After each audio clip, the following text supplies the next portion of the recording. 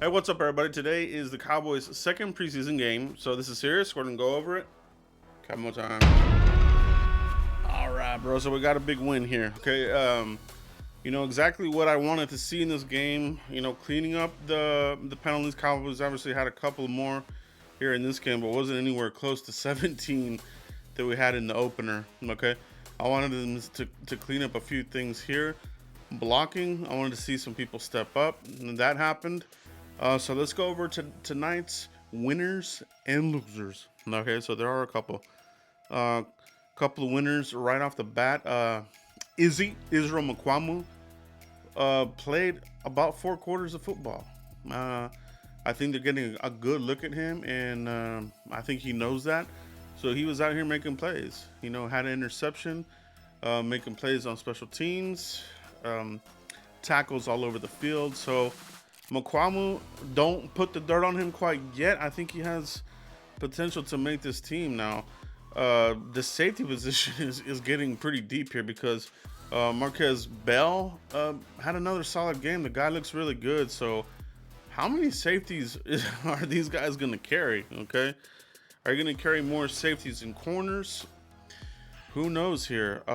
Speaking of corners, Neshon Wright goes in the losers category. The guy at this point looks like a third-round bust. I mean, it just is not playing good football. I asked myself on Twitter, what did Dan Quinn see in him? When we drafted him in the third round, everybody was like, who the hell is this guy? And it's kind of living up to the fans' initial expectations. As who is this guy? Nobody. He wasn't on anybody's radar, and for a good reason. He can't play. Okay, so yeah, he got bigger. The traits, this and that, link. That doesn't mean anything if you're not gonna put it into practice and ball out on the field, because he's getting burnt, man. Deep balls, penalties, this sorts of things. So he goes in the loser circle for me. Winner circle, KaVontae Turpin. We found ourselves a badass return guy. I think this is a return guy. We haven't had one like this since Kevin Williams, from the U. All right, and that we're talking 1995, that era of Cowboys. Same kind of stature. These types of guys are very hard to tackle in open space, and I'm glad the Cowboys rolled the dice on this one here, man, because he doesn't really fit, the Cowboys' very strict measurables that they have on this team. The receivers, cornerbacks, they have these very strict measurables in place, but they roll the dice with Turpin. He's made the team. I don't even want to see him play in that third preseason game. Just go ahead and he's in there with pin. Okay, pin him in. All right. He's made the 53-man roster. Okay. All precincts have reported 100%. He made it. Okay, so the running back battle, I think this is ferocious, and it's a good problem to have. Rico Dowdle had a pretty good game, and Malik Davis had a pretty good game as well. Okay, I think if it comes down to the future, I think the Cowboys will take that into consideration. Durability, where they're going to go, who can they rely on.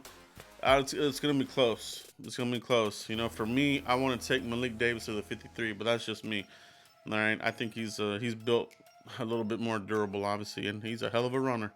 All right. Somebody that you might be able to, you're going to need for next season, especially with all this talk about, is this Zeke's final year? Tony Pollard's in the contract year, this sort of thing. So you need to have at least somebody here for next year. So Malik Davis, winner circle. Rico Dowdle, winner circle. Jake Ferguson, they're going to have to come up with some sort of nickname when he catches the ball and makes the first down. This AT&T Stadium is going to have to come up with something, Jake or Ferg or something like this, because this guy, he's the real deal, man. He's really putting that number 48, to good use. It looks really good out there, man. So he looks like he's ready to go as that number 2. I think he's already leapfrogged McEwen.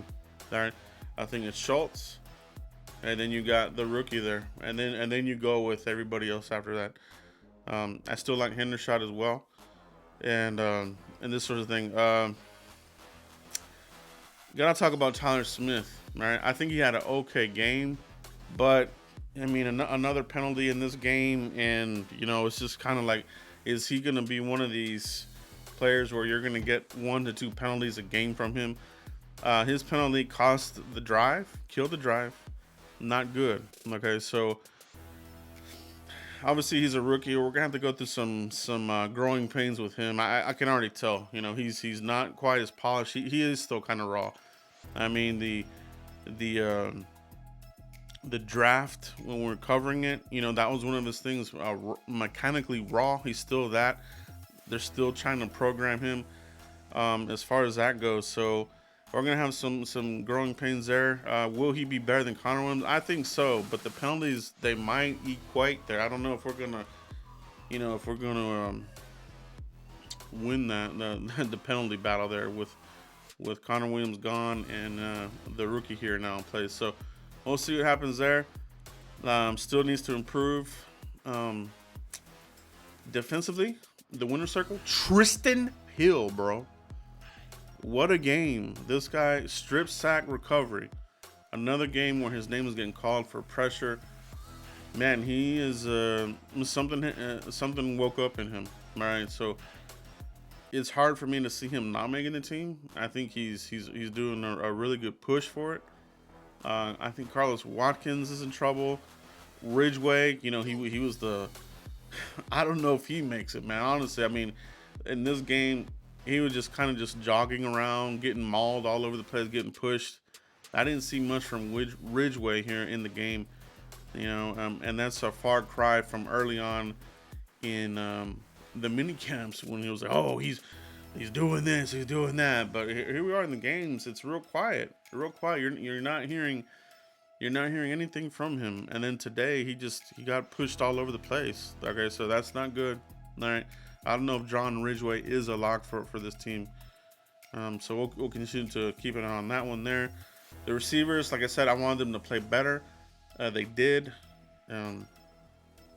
Tolbert got some catches here. He had one that he should have had early on, and then he redeemed himself with a couple more catches. But still a little bit quiet, But the Cowboys, their loser circle, the coaches for me, because I don't get this not giving your starters any kind of reps. All right, but maybe this is the league that we're gonna see now. But looking at other games around the league here today, some of them were giving their starters some snaps, and then some of them were going the way of the Cowboys, where they're just looking at the youth movement. So I guess it's the NFL that we live in. For me personally, though, I don't like it because you have players that need those snaps. Like Tyron Smith, he needs those snaps. He can no longer roll out of bed and dominate. If they don't play him again next week, Tampa Bay, expect penalties, expect rust, expect them to get beat here and there. So that's gonna be a little bit of a doozy there, because he does. He needs 1 to 2 games to get acclimated and to get the juices flowing. So I don't like that, but I understand it. Tyron Smith is so brittle that you have to double bubble wrap him, and that's what the Cowboys are doing, unfortunately. So that's that there. Connor McGovern, I thought had a decent game today. Josh Ball, still the same kind of player, so don't know if the Cowboys are going to go and look into free agency for a player there. But overall, a better game. Cowboys lit up the scoreboard, and they did what I wanted. I think they were dialed in this game. I didn't want to see a repeat, because that would have the alarms going off for me. So good game by the Cowboys. I did want to see some better play from some of the players, but it is what it is, guys. Let me know who stood out for you, winners, losers. Put them in the comments. Let me know what you thought about tonight's game. Catch you for the next one, guys. Peace.